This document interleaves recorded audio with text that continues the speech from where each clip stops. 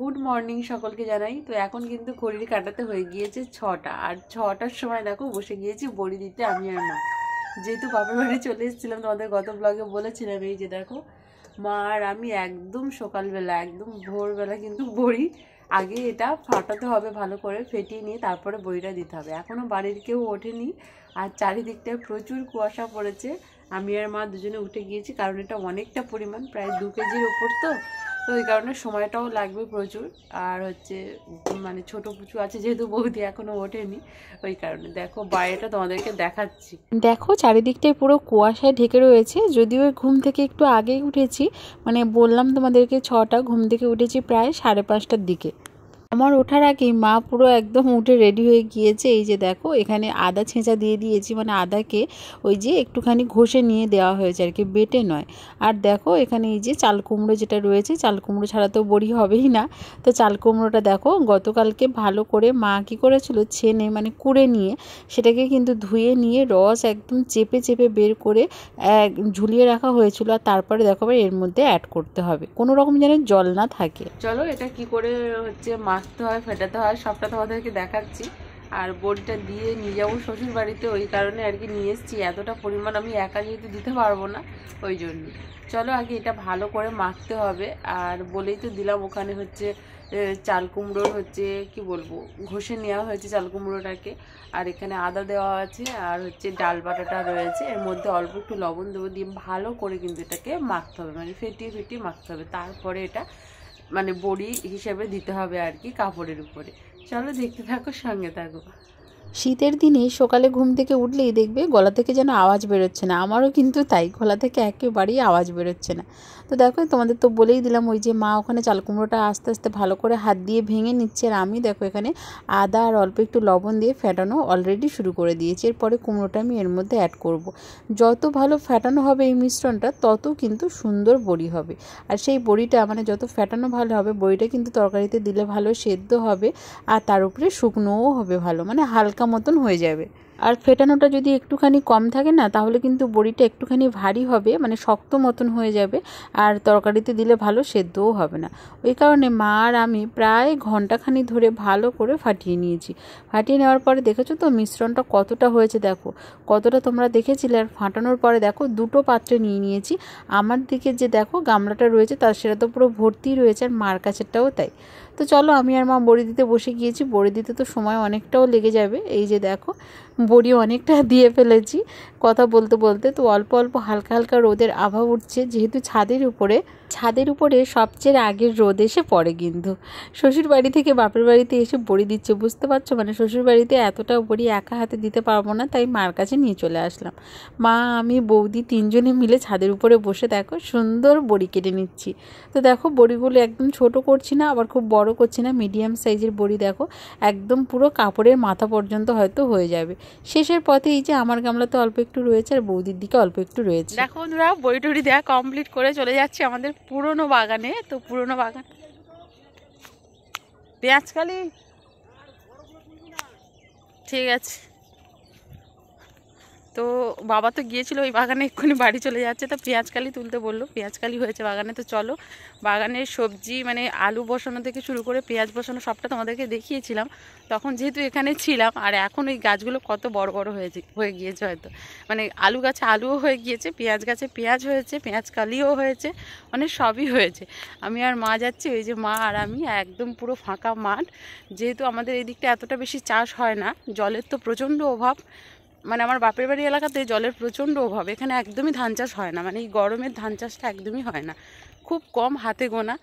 আর আমার শ্বশুরবাড়ির ওইদিকে মানে পুরো জায়গা, কোনো জায়গা ফাঁকা থাকে না, মানে পুরো জায়গাটাই চাষ হয়। তো আমার বাপের বাড়িতে কিন্তু গরমের ধান চাষটা হয়, মানে অল্প হলেও হয় পুকুরের জল দিয়ে, মানে মাঠের মাঝখানে মাঝখানে যে ছোটো ছোটো পুকুর থাকে না, তো ওগুলো কিনে নিয়ে ধান চাষটা করে। এই যে দেখো এরকম যে ডোবা পুকুরগুলো হয় মাঠের পাশে, তো এই ডোবা পুকুরগুলো থেকে কিন্তু জল কিনে নেয়, নিয়ে চাষটা হয় আর কি। তো এই যে গরমের ধানটা প্রচণ্ড মানে ভালো হয়, 1 বিঘা জায়গায় অনেক বেশি ধান পাওয়া যায় বর্ষাকালের থেকেও। তো এই কারণে এই সময় চাষটা করলে না বেশ ভালোই হয়। আর দেখো একদম এই যে মাঠের মাঝখান থেকে যাচ্ছি, মাঠের মাঝখানে একটা হালকা ছোটো মতন জঙ্গল পড়ে, তো সেটা পেরিয়ে চলে যাচ্ছে। আর এখন সবে মাত্র সূর্যি মামা উদয় হয়েছে, তার মানে ভাবতে পারছো আজকে কত সকালে উঠেছি, আজকে অনেকটাই সকালে উঠেছিলাম আর কি। তো চলো ঝটপট করে ওই বাগানে যাই, সবটা তোমাদেরকে দেখাবো। ওই বাগানে মানে কি বলবো, ওই বাগান থেকে যে পানের বরজ রয়েছে সেটাও আমি তোমাদেরকে একটুখানি দেখিয়ে দেবো, যে আমাদের এখানে কীভাবে পান চাষ হয়। না মাঠ থেকে যাবো, ওই মাঠ থেকে নেমে চলো। পান চাষ বলতে আমাদেরও একটা সময় পান চাষ ছিল, মানে আমার বাপের বাড়িতে, যেহেতু আমরা ওই জায়গায় আর থাকি না, অন্য জায়গায় চলে গিয়েছি, তো তো ওই কারণে মাটি ভেদে ওখানে যে মাটিটা ভালো ছিল, যে মাটিতে হতো, এখানে সেটা হবে না, সম্ভব নয়। তো ওই কারণে আর নেই। আগে কিন্তু প্রচুর মানে বড় বড় পান বরজ ছিল আমাদের। তো চলো যাই, হাঁপিয়ে যাচ্ছি রাস্তা দিয়ে হেঁটে যেতে যেতে। অবশেষে দেখো বাগানে চলে আসলাম। এই যে বাগানটা, যেহেতু এখানে আমরা থাকি না, তো এই কারণে বাগানের চারিদিকটা ভালো করে ঘিরে রাখা রয়েছে। আর দেখো আলু গাছগুলো না একদমই মানে কি বলবো, এই বছর একদমই ভালো হয়নি আলু গাছ। এই যে ইঁদুর মহাশয়ের জন্য এই যে বাগান বাড়ি না করা সম্ভব হয় না, এত পরিমাণ ইঁদুর লেগে যায় আলুতে। দেখো ঠিকঠাকভাবে এখন আলু হয়তো বড়ও হয়নি, আর ইঁদুর প্রচুর লেগে গিয়েছে, যে কারণে অনেক গাছ দেখো মরে মরেও গিয়েছে। বন্ধুরা চলে আসলাম বাগানে, একদম পুরো বাগানটা তোমাদের দেখিয়ে দিলাম। এই যে দেখো মা ওখান থেকে সবজি তোলা মানে স্টার্ট করে দিয়েছে ঢোকার সাথে সাথেই। আর আলু বাগানটা দেখেছো, পুরো আলু হয়ে গিয়েছে। আলু আমি তুলবো, তুলে দেখাবো তোমাদেরকে, একটা গাছ তো অবশ্যই তুলবো যে কতটা আলু হয়েছে। আর এদিকটায় দেখো, এদিকটা হচ্ছে ওই যে মূলো বাগান ছিল, ওলকপি বাগান ছিল, সেগুলো দেখো এই যে। আর বিট গাছগুলো কত ছোট ছোট ছিল, একদম কত বড় হয়ে গিয়েছে। মানে অনেক দিন পর যেহেতু এসেছি, তো অনেক দিন পর আসলে এরকমই হয় আর কি, মানে মানে নতুন নতুন দেখি। আর আলু বাগানে দেখো সর্ষে গাছও হয়েছে, এত সুন্দর লাগছে। আমাদের এই দিকটা তো অতটা সর্ষে চাষ হয় না, সবাই এখন সর্ষে বাগানে ভিডিও বানাচ্ছে, কিন্তু আমাদের এখানে অত সর্ষে চাষ হয় না যেহেতু, তো ওই কারণে সর্ষে বাগানটা ঠিকঠাকভাবে মানে নেই। আগের বছর আমাদেরই ছিল অনেকটা বেশি। এই যে দেখো সর্ষে গাছ মানে কয়েকটা হয়েছে আলু বাগানের ভিতরে। মানে এই যে সর্ষেটা হবে, এই সর্ষেটা কিন্তু সারা বছর আমাদের মানে খাওয়া হয়ে যাবে, যে বেটে যে তরকারিতে দেওয়া হয় সেটার জন্য কিন্তু হয়ে যাবে। তো চলো, আর এই যে পুকুর, বড় পুকুর এখানে রয়েছে, আর এখানেই আমাদের পুরো বাড়িটা ছিল। এখানেই মানে কি বলবো, শৈশব কৈশোর যৌবন সবই কাটিয়েছি এই জায়গায় একদমই। কারণ অনেকটা পরে, মানে প্রায় যখন মাস্টার ডিগ্রি কমপ্লিট করিনি, মানে করছি, তখনই ওই জায়গায় গিয়েছি। তার আগে কিন্তু এখানেই জন্মস্থান আমার, এখানেই বড় হওয়া, এখানেই সবটা আর কি। সেই জায়গা এখন পুরো মানে পুকুর, আমাদের ওই পারে আর একটা পুকুর রয়েছে, মানে সেটাই আমাদের ব্যবহারযোগ্য পুকুর ছিল। আর এটা তো হচ্ছে নতুন করে বানানো হয়েছে, যেখানে আমাদের ঘরটা ছিল সেখান থেকে মাটিটা তুলে নিয়ে যাওয়া হয়েছে, তো এই কারণে সেই জায়গায় এই পুকুরটা কিন্তু তৈরি হয়েছে। গাছগুলোতে এত সুন্দর টমেটো পেকে লাল হয়ে গিয়েছে, তুলতে না বেশ ভালোই লাগছে। আসলে দেখবে বাগানে চাষ করা সবজি তুলতে কেন, রান্না করতে কেন, খেতে কেন, সবেতেই কিন্তু বেশ ভালো লাগে। কার কেমন লাগে জানি না, আমার কিন্তু প্রচণ্ড ভালো লাগে। কারণ কি বলতো, ছোটোবেলা থেকে দেখে আসছি বাবাই সব বাগানের সবজি ফলাচ্ছে, তো ওই কারণে আমাদের বেশ ভালোই লাগে। বাজার থেকে মানে মার্কেট থেকে খুব কমই সবজি কিন্তু আমাদের বাড়িতে আসে। সব সময়ের জন্য মানে কি বলবো, বাড়ির সবজি আমরা খাই, যেটাতে সার ওষুধ খুবই কম দিয়ে, খুব কম ব্যবহার করে আমার বাবা সেটা মানে কি বলবো ফসলটা ফলায়। আলু কেন, পেঁয়াজ কেন, রসুন কেন, শাক সবজি শিম মোটামুটি সারা বছরই আমাদের কিন্তু পাওয়া যায় বাড়ি থেকে। এই যে দেখো বিট তুলে নিলাম, মাকে বললাম যে মা শ্বশুরবাড়িতে বিট নেই, 2টো বিট নেব। তো মা বললো তুলে নে, বিট তো এখনও অনেক বড় হবে। কারণ বিট গাছে বিট খুব তাড়াতাড়ি ধরে গেলেও সেই বিটটা না বড় হতে অনেকটা সময় লাগে। মাটি শুকনো হবে, গাছ শুকনো হবে, আর বিটটা কিন্তু তখনই বড় হবে। তো সে যাই হোক, তবুও 2টো তুলে নিলাম মোটামুটি বড় বড় দেখে, খুব একটা বেশি বড় হয়নি। এই যে দেখো এই 2টো নিয়ে নিয়েছি, একটা তরকারি আমাদের হয়ে যাবে, মানে একদিনের বিট ভাজা কমপ্লিট। এদিকটায় দেখো পেঁয়াজ যে বসিয়েছিলাম না, গোটা গোটা পেঁয়াজ, তোমরা একদম যারা প্রথম দিক থেকে আমার সঙ্গে রয়েছো, আমার মিষ্টি মানে বন্ধুরা, তো তারা জানবে নিশ্চয়ই পেঁয়াজ, এই যে গোটা গোটা পেঁয়াজ যে বসিয়েছিলাম, সেই গোটা গোটা পেঁয়াজ দেখো এখন এত বড় গাছ হয়ে তাতে পেঁয়াজকলি হচ্ছে।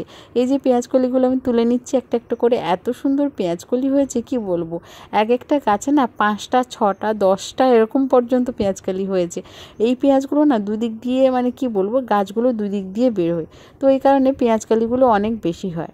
চলো তোমাদেরকে পানের বরজ দেখাবো বলেছিলাম, আমাদের তো পানের বরজ ছিল একটা সময়, কিন্তু যেহেতু এখানে থাকা হয় না, সে কারণে পানের বরজটা ভেঙে দেওয়া হয়েছে।